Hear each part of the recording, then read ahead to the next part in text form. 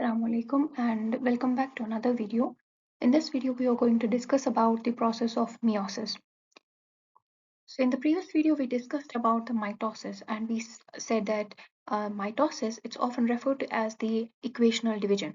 And when you talk about meiosis, we say that meiosis, it is often referred to as the reductional division. Why? Because in the meiosis, the chromosomal number that is reduced. Whereas in case of the mitosis, the process of mitosis, it maintains the chromosomal number. Now let's try to understand briefly the process of meiosis.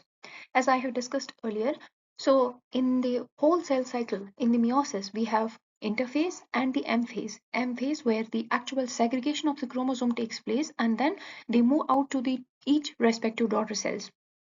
And in the interphase, the cell, it's preparing all the machinery which is required for the replication, which is required for the division. So all the G1 phase, S phase, and G2 phase, they come under the interphase. Now let's try to understand here. If you see here in the first part, so here the DNA, it is replicating. Okay. Again, the DNA that's present in a really in a decondensed state. You can see that the DNA, they are intercalated together, and here you can see the microtubule organizing centers.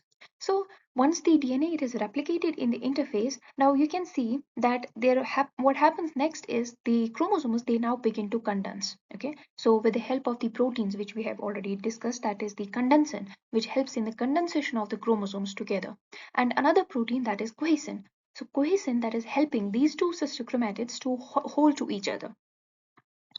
Now, once this step is followed by the homologous recombination between these two homologous chromosomes. Now, during this pairing up, the chromatids from the different homologs, they recombine in order to form a link between the homologous chromosomes, and this structure here formed, this is called as the chiasma formation. Okay, and now next step, that is the cell, it now enters into the metaphase state. And during metaphase, what you can see from this figure is that the kinetochores of each sister chromatid, they will now attach to one pole of the meiotic spindle. Now see what is the difference between the meiosis first and what we have discussed earlier in the mitosis. In the mitosis, the kinetochores here, so we know that this is a centromere, and on the two opposite sides here and on the right and the left side of it are the two kinetochores, and these two kinetochores, they attach to the opposite microtubule organizing centers, and then they allow this separation of the sister chromatids. But in the meiosis first, nothing of this sort is happening. So here you can see that there is the monovalent attachment, okay, not the bivalent attachment. So because both the kinetochores, they are attaching to a same microtubule organizing center, and now what will happen is that whole of this sister chromatid, it will move towards one region, and the another one, it will move towards another region. But the only thing here is that this is the now there are two forces which are holding this together in when we are talking about the meiosis. So one was the cohesion rings, they were holding together the sister chromatids, but now here you can see that these two homologous chromosomes, these are recombined together, so they are also resisting the force which are separating these two from each other. Okay, so in order to separate these two, one the cohesion, it has to be resolved, and another one, this chiasma, it has to be broken down. Okay, now you can see that as the cell proceeds towards the anaphase, these homologous sister chromatid kinetochores, they will attach to the opposite poles, and that creates that tension which is resisted by this chiasma formation between the homologs, okay, as well as the cohesion.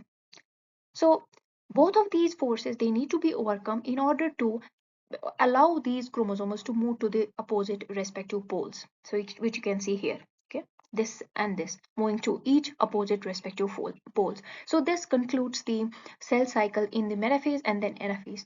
Now the cell, it moves in the meiosis second. Now here comes the similarity with the mitosis, because so this from here you can see that all the process which happens, that is similar to the mitosis, because let's understand from here.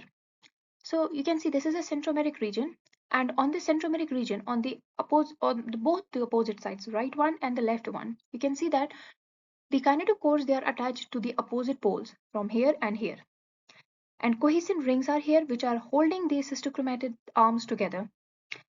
This is basically the force which is resisting the pull by the mitotic spindle to the opposite poles. And now once the cohesin is dissolved, you can see the cell proceeds towards the anaphase. Okay, and now again here this is a bivalent attachment. Why bivalent attachment? Because the kinetochores, the two kinetochores on the each side of centromere, they are attached to the spindle microtubule organizing centers on the opposite poles. Okay. Now you can see once the forces which were holding them together, that is dissolved, that means these cohesin rings, you can see they are falling apart. So that now in the NFA second, you can see both the chromatids, the chromatid arms, these are now separated, and now they are moving to the each pole from here and here, as well as from here and here. But only thing which differentiates this step from the actual mitosis division, that is you will find that the recombination step here.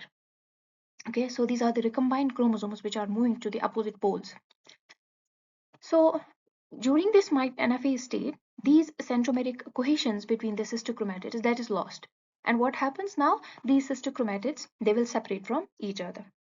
Now all of these four, so this 1, 2, 3, and 4, these four sets of chromosomes, these are then packaged into the nuclei and then finally followed by the cell division, that is the cytokinesis. So that was a brief introduction and a know-how about the meiosis and mitosis. Next, we will also discuss how the cell cycle is regulated in the eukaryotes.